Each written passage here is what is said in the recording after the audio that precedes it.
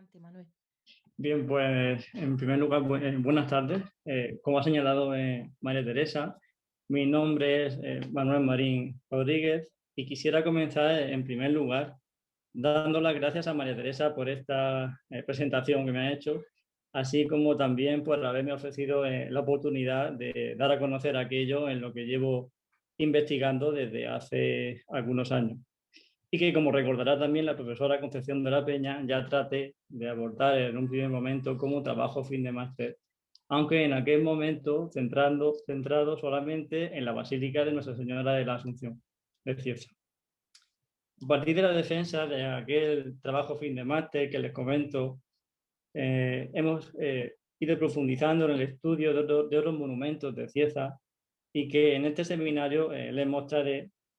como pueden ver bajo el título, Aproximación al patrimonio artístico monumental de la Villa de Cieza, para lo cual me centraré en los monumentos más relevantes que fueron erigidos en Cieza durante el siglo XVIII. No obstante, antes de comenzar esta ponencia, me gustaría señalar de algún modo que conforme al desarrollo del tema,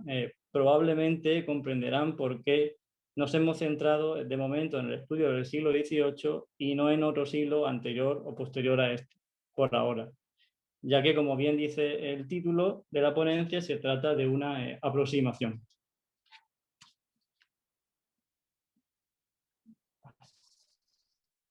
El siglo XVIII fue el momento histórico en el que la antigua villa de Cieza adquirió su mayor esplendor en el ámbito social por el aumento demográfico que se produjo, contando en aquel entonces con un número de población que rondaba en torno a los 160 habitantes. Esplendor también en el ámbito económico, debido a la aparición de una burguesía que tuvo un alto poder adquisitivo, siendo esta posiblemente una de las causas principales del esplendor que también se produjo en el ámbito artístico, momento en el que se ejecutaron los principales monumentos de la villa: la Basílica de Nuestra Señora de la Asunción, la Ermita de San Bartolomé y el Monasterio de la Inmaculada Concepción. El siglo XVIII, tenemos que recordar que también fue una época importante en Cieza, ya que surgen diversas cofradías y hermandades religiosas, en concreto la Cofradía de los Dolores Soledad, que nació en el seno de la Cofradía de Nuestro Padre Jesús hacia 1730, y además en este mismo siglo se consolidaron las principales advocaciones religiosas de Cieza, que son San Bartolomé y Nuestra Señora del Buen Suceso, ambos patronos de Cieza. La familia Marín Blázquez encargó buena parte de las obras de arte religioso que pertenecieron al monasterio de la Inmaculada Concepción. Prueba de ello fue el encargo que don Lorenzo Marín Blázquez y Melgares de Padilla encomendó al artista murciano Jerónimo Martínez en 1754 para que hiciera el retablo mayor de dicho monasterio. El siglo XVIII no solamente fue una época de esplendor dentro del ámbito eclesiástico, puesto que en estos momentos la nobleza también adquirió un papel importante en el desarrollo urbano de la ciudad. Estamento social que, además de financiar diversas obras religiosas en la villa, mandó construir sus propias edificaciones, mayoritariamente casas solariegas y blasonadas, en las que, a través de la decoración artística de sus fachadas, quedó reflejado el alto poder adquisitivo que dicho estamento social tuvo en aquellos momentos en esta villa. Es, por tanto, que este siglo se caracterizó generalmente por ser un tiempo de esplendor en prácticamente todo el antiguo reino de Murcia, motivo por el que, desde el punto de vista urbano, los edificios civiles y religiosos levantados durante este siglo se convirtieron en el símbolo más importante de la ciudad. Situación que también tuvo lugar en la antigua villa de Cieza, aunque quizás en menor medida en relación a la situación en la ciudad de Murcia, donde la portada principal de la catedral, situada en la plaza de Belluga y ejecutada por Jaime Bort hacia 1750, se convirtió en la obra más importante del barroco murciano.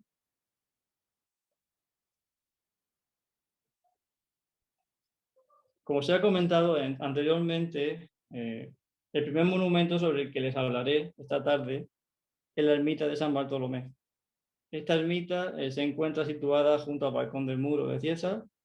pleno casco antiguo de la ciudad, formando parte de uno de los enclaves turísticos más estratégicos del municipio,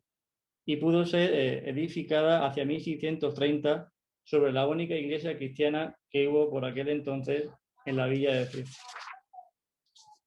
Según la relación topográfica de Felipe II del año 1579, esta iglesia cristiana ya existía en el año 1477 en la villa de Cieza y se caracterizó por sus reducidas dimensiones, por lo que con motivo del ataque de las tropas nazaríes que se produjo en esta villa el día 6 de abril de este mismo año de 1477, debió ser prácticamente arrasada, siendo reconstruida años más tarde, habiéndose rehabilitado algunos de los torreones defensivos de la antigua fortaleza bajo medieval, de la que en la actualidad todavía se conservan vestigios en el interior del primitivo patio de la Casa de la Encomienda Santiaguista, que se encuentra junto a esta mencionada ermita. Si nos fijamos en la imagen que tenemos presente, la ermita, desde el punto de vista arquitectónico, está constituida por la superposición de dos cuerpos en altura que se diferencian claramente desde su exterior, predominando en ambos casos como tipología arquitectónica la planta central. El cuerpo inferior de la ermita es de planta cuadrada y de ella emergen 4 pilares adosados en cada uno de los extremos que soportan el peso de la bóveda sobre pechinas que cubre este primer cuerpo. Sin embargo, la planta del cuerpo superior, llamado conjuratorio, es un octógono perdón, de cuya planta surge cada uno de los muros que constituyen la propia estancia, siendo estos muros los que en este caso actúan como soporte de la cúpula vaída que cubre este cuerpo. El conjuratorio de la ermita de San Bartolomé fue erigido en el año 1714, no siendo el único que se construyó en el antiguo reino de Murcia durante el siglo XVIII, puesto que en la actualidad todavía se conservan algunos en nuestra región de Murcia. Es el caso del conjuratorio del santuario de la Vera Cruz de Caravaca y los 4 conjuratorios que se localizan en el cuarto cuerpo de la torre de la Catedral de Murcia.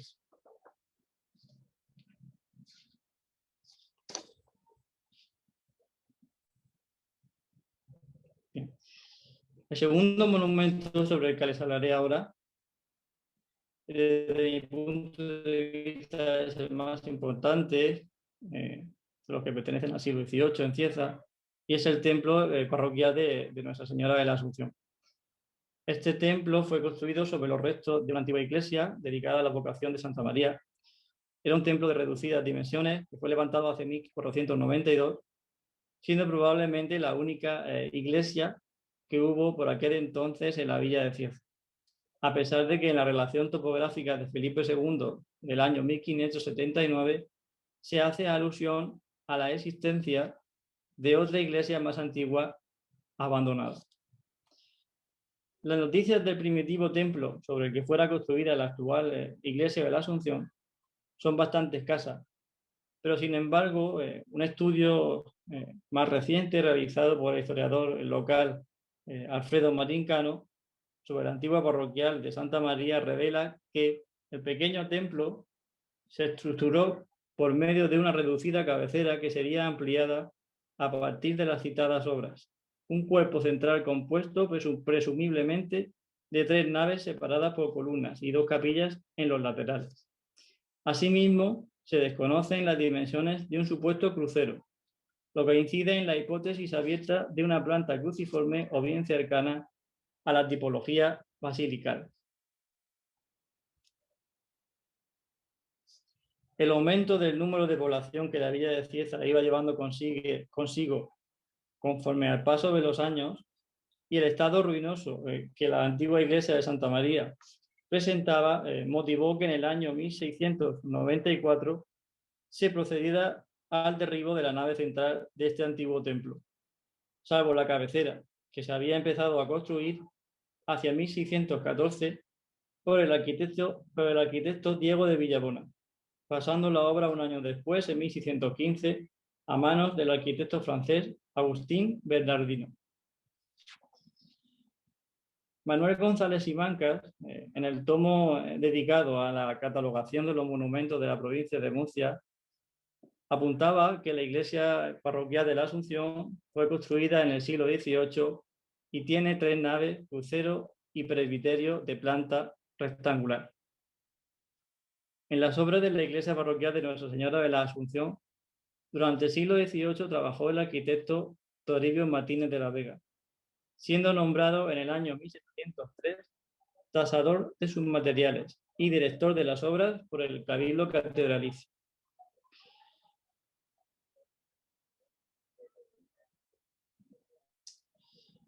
Como vemos en esta diapositiva que he querido traer esta tarde, la iglesia de la Asunción está constituida por una planta basilical de 3 naves con capillas laterales, cabecera de testero plano y coro a los pies, donde la nave central, como podemos ver en la imagen, es doble en dimensiones, tanto en altura como en anchura, con respecto a las naves laterales. Esta nave central está separada de las naves laterales por 4 robustos pilares esbeltos de planta cruciforme y arcos de medio punto en la parte más alta, que junto a los pilares soportan el peso de la bóveda de medio cañón que cubre esta nave principal. Desde el punto de vista longitudinal y partiendo del extremo de cada uno de los arcos de medio punto laterales, aparecen los arcos fajones,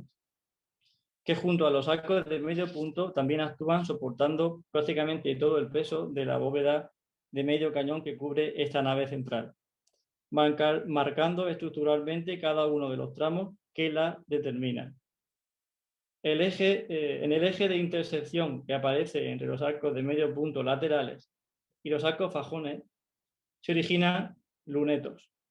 donde quedan situadas unas ventanas rectangulares que hacen penetrar al interior del templo luz natural procedente del exterior.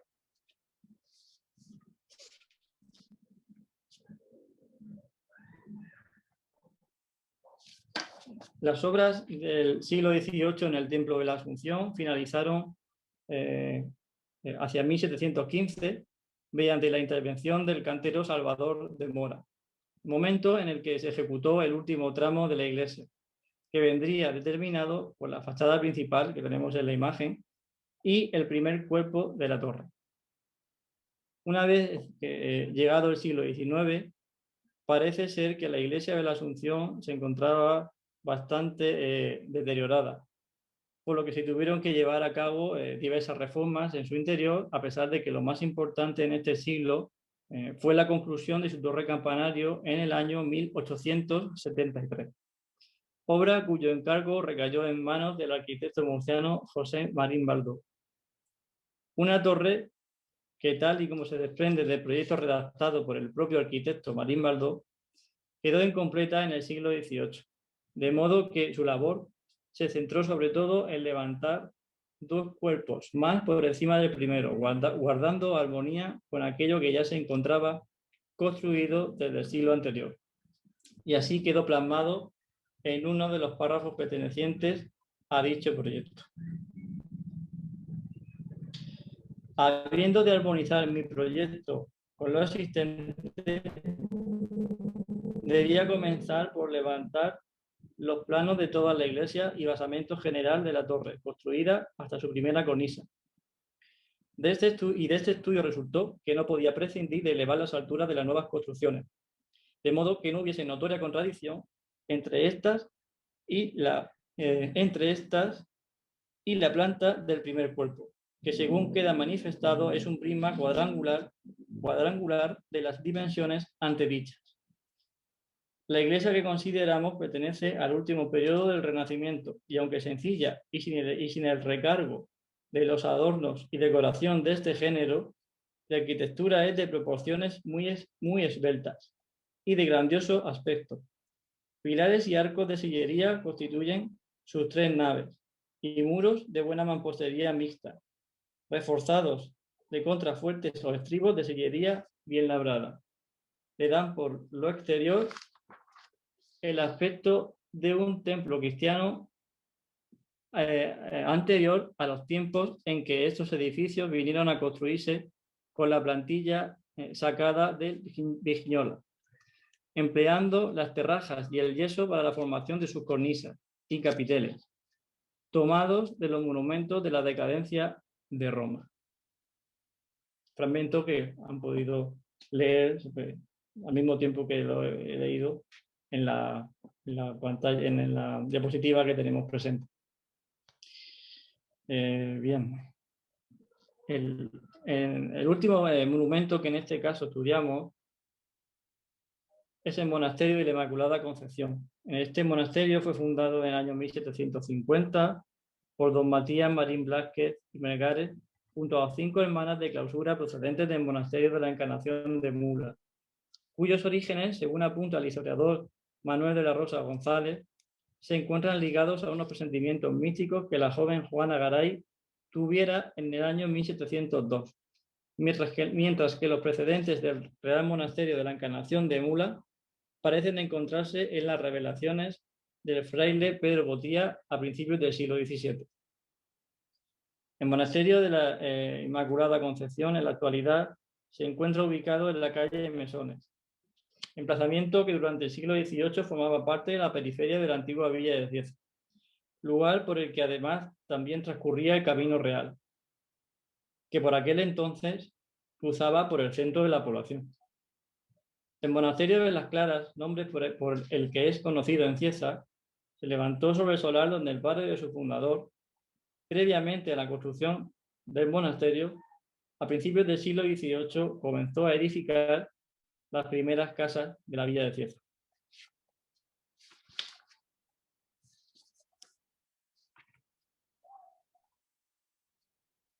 El complejo monástico está formado por las propias dependencias donde residen en clausura las hermanas, en este caso provenientes de la orden franciscana, y una iglesia de reducidas dimensiones de planta rectangular, constituida por una sola nave con capillas laterales, también de pequeñas dimensiones. Esta iglesia posee testero plano y no tiene fachada a la calle, cuyo acceso, como pueden ver en la diapositiva, se realiza mediante un atrio cuadrado al que se accede previamente desde la calle mediante un arco de medio punto presidido por el escudo de armas de la familia Marín Blázquez. Así definió Ramón María Capdevila las dimensiones exactas de la iglesia. La iglesia o capilla del monasterio tiene una sola nave de 78 pies de largo, 39 de ancho en el crucero y 24 en el resto de la nave. El crucero apenas se resalta, aunque se hace evidente por recortes de las pequeñas capillas laterales, así como por la tribuna y la antesacristía sobre el testero del altar mayor. El monasterio, lamentablemente, fue arrasado prácticamente en su totalidad tras ser convertido en cuartel de la CNT durante la Guerra Civil del año 1936-1939. Por lo que en la actualidad se encuentra muy reconstruido y de primitivos inmuebles solo se conserva la planta y algunos elementos estructurales de la iglesia, como los muros y algunos pilares, mientras que casi la totalidad de los objetos artísticos quedaron destruidos, salvándose de la contienda algunas imágenes atribuidas al imaginero murciano Francisco Salcillo y a Roque López. No obstante, de todos los objetos religiosos saqueados tras este fatídico suceso, el retablo mayor era sin duda el elemento más sobresaliente junto al resto de las obras que contemplaban el ajuar litúrgico del monasterio.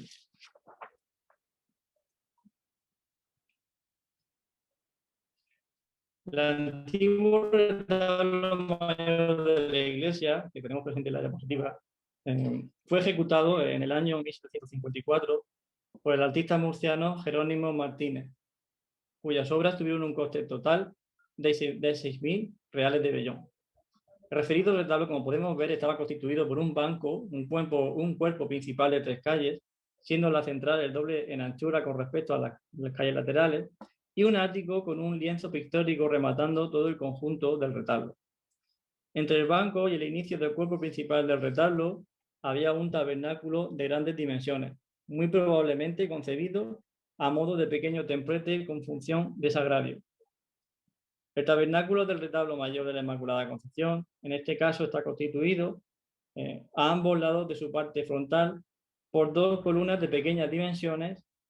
una característica siendo esta una característica que tiende a ensalzar más todavía, si cabe, el sentido religioso y sagrado del propio elemento, símbolo que evoca al templo de Salomón. A ambos lados del mismo, elevadas sobre pedestales, tenemos unas pequeñas imágenes de pequeñas dimensiones que representaban iconográficamente a Jesucristo y a María. Podemos apreciar, si prestamos atención a la imagen, podemos apreciar en la imagen que en la calle central del retablo estaba presidida por una hornacina que albergaba la imagen de la Inmaculada Concepción, a cuya vocación va dirigida este monasterio. Y a ambos lados de la misma, en las calles laterales, dos hornacinas que tenían un tamaño más reducido con respecto al camarín, donde se encontraban las imágenes del vestir de San Francisco y Santa Clara. Más arriba, en el ático, que estaba separado, como podrán ver, que estaba separado del cuerpo principal mediante una especie de cornisa muy propia de la arquitectura barroca, había un gran lienzo pictórico en el que iconográficamente se representaba la apoteosis de San Pedro Alcántara, la Santísima Trinidad, San Juan, la Virgen María y otros santos. Y finalmente, rematando todo el retablo, el escudo de armas del linaje de la familia Marín Blasquez, resaltando una vez más, si cabe, el papel que ejercieron como los principales mecenas de buena parte del arte sacro del siglo XVIII en Cieza. Y sobre todo en este caso, realizado en madera tallada y policromada. No obstante, todos los acabados del retablo giraban en torno a una decoración vegetal en forma de hojarasca que embellecía la estructura de todo el retablo. En Cieza, durante el transcurso de la Guerra Civil, la destrucción de retablos se convirtió en una constante. La mayoría de ellos que tenían un gran valor artístico, como también lo fue el caso del retablo mayor del convento de San Joaquín y San Pascual. Un retablo de estilo barroco, ejecutado hacia 1707, en tiempos de Fray Benito de Salazar.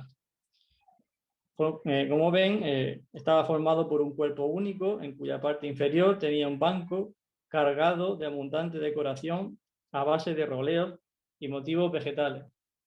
Un cuerpo principal que poseía una hornacina en el centro, a modo de nicho o camarín, donde posiblemente estuvieron ubicadas las imágenes de San Joaquín y San Pascual, advocaciones a las que van dirigidas este convento, y a ambos lados de aquellas dos pares de columnas salomónicas. Finalmente, rematando todo el conjunto del referido retablo que tenemos presente, había un ático que albergaba un lienzo pictórico en el centro, donde estaba representada la coronación de María Santísima y en cada uno de sus extremos otros dos pares de columnas salomónicas, aunque en este caso de menores dimensiones que las del cuerpo principal. Entre las que además, si nos fijamos, aparece un elemento nuevo denominado estípite, objeto artístico que junto a la columna salomónica aparecería en los retablos barrocos, ejecutados entre finales del siglo XVII y el primer tercio del siglo XVIII, tal y como sucedió en el caso del retablo de San Joaquín y San Pascual. En conclusión, y refiriéndonos a esta última parte de la presentación, ambos retablos aquí analizados muestran la evolución estilística que experimentó el mueble litúrgico en la antigua diócesis de Cartagena desde finales del siglo XVII hasta bien entrado el siglo XVIII. Es por este motivo que los retablos de Cieza, desde nuestro punto de vista, constituyeron un testimonio importante del arte barroco murciano. Muchas gracias.